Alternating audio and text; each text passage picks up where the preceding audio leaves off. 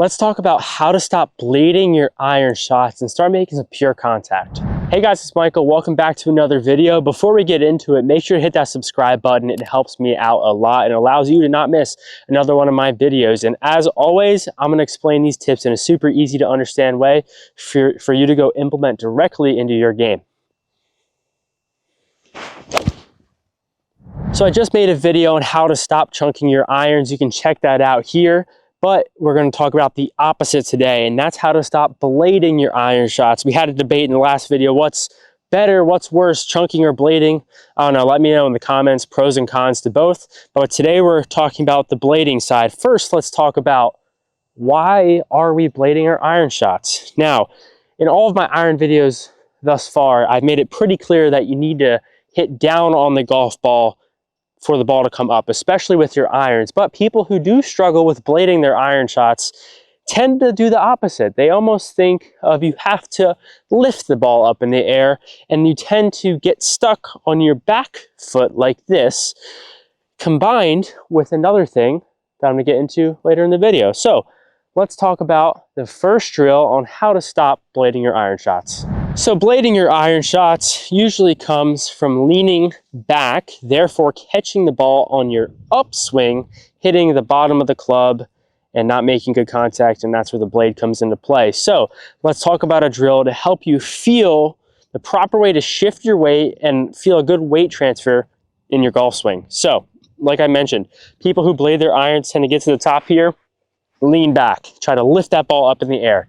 Instead, I would like you to set up with the ball off your front foot, so right off my toe, and take your back leg, step it behind you. Now, take a couple of practice swings without falling down. If you are someone who tends to blade their irons, it's going to be very hard for you. You can make this more difficult by putting it up on your toe or plant it with your back foot like this. Doesn't matter to me. But if I'm going to go like this and try to make a swing here, and I blade my irons, I bet you're going to fall on that back leg. That means you're just not transferring your weight properly.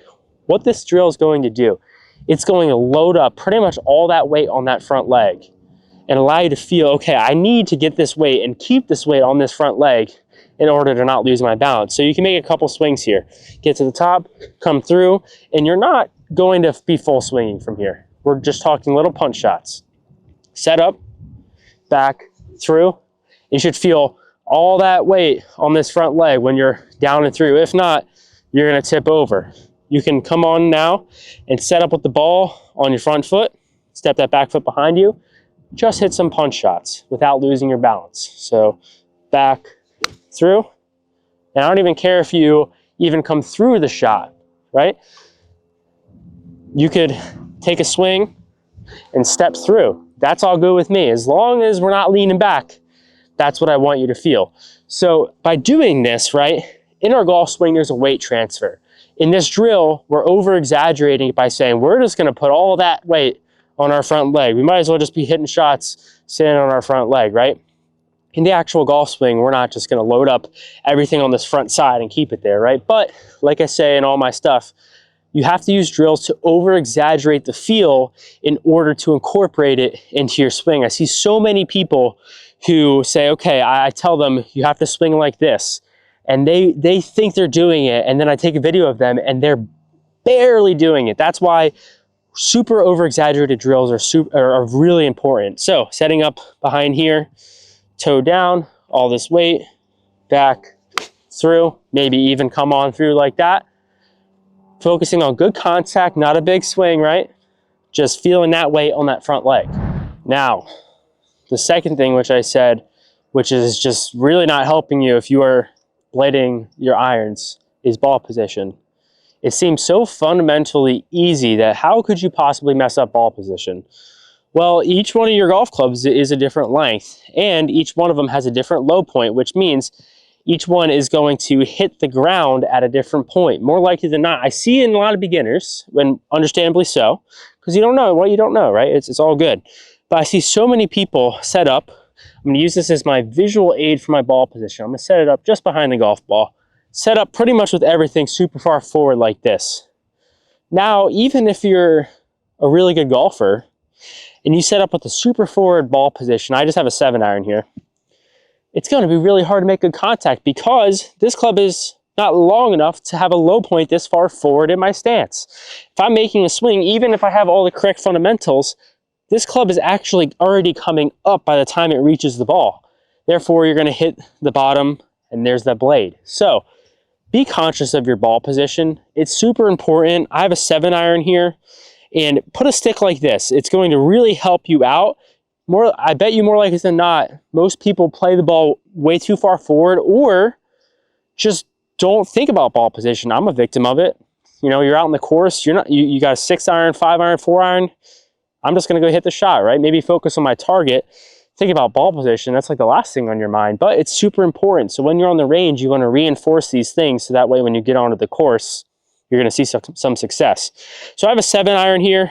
I'm playing it just forward of middle. If my middle's here, maybe a ball forward. And I'm setting up here. Now, implementing the last drill, I'm not loading up all my weight here, but what I'm sure as heck not doing is leaning back on my way through. As I'm coming down and through, I'm gonna feel pretty much all this weight post up on my front leg, right? That combined with a good ball position is gonna set you up for success with your irons. Let's hit a couple here. Focusing on tempo, nice and smooth, and getting that weight to the left side. Be super careful that when you get the weight to the left side, you don't push your hips forward. Because look at this, now I'm all of a sudden blading it again. You're leaning back. So weight transfers, chest stays down, weight gets on the front side. Let's hit a couple. Good ball position, double check that.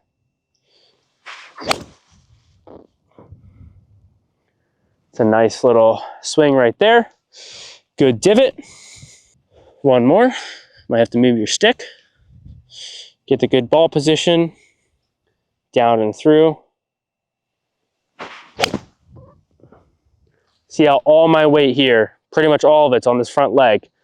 You'll know when you do it. But that drill where we step it behind and putting a stick down for your ball position is going to really, really help you out. So if you enjoyed the video, make sure to hit subscribe. I explain golf in a super easy to understand way. It helps me out and it allows you to not miss another one of my videos. See you guys out here in the next one.